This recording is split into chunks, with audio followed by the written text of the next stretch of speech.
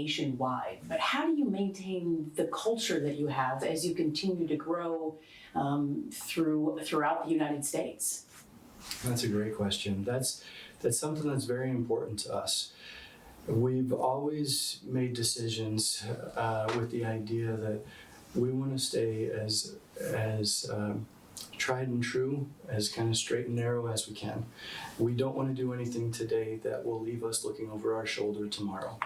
We don't want to compromise our company culture of advice-driven, client-centric approach. Right? We don't want to jeopardize our compliance culture for a short-term profit. A fellow that I used to know in the broker-dealer business used to call running a broker-dealer like stacking nickels. Every time he would get ahead, somebody would come and take all of his nickels, meaning a regulator or a client lawsuit. Okay?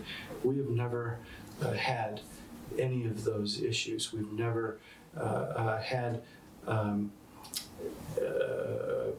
somebody come in and have never been a party to a lawsuit or a regulatory fine of any sort. And we want to protect that. We want to grow and say that we're doing it this way and we're looking forward and not having to look over our shoulders.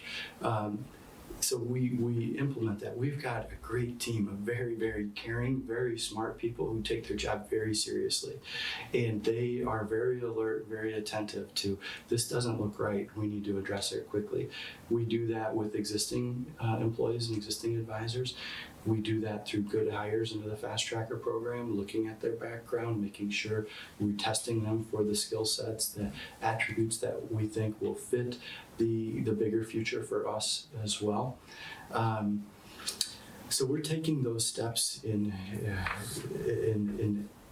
everyday activity. Who are we talking to? What are we hearing? What are we seeing? What background check are we seeing? What credit history are we seeing with our hires? Controlling access, making sure we get good people on our team, and then not compromising our culture and our identity as we do that.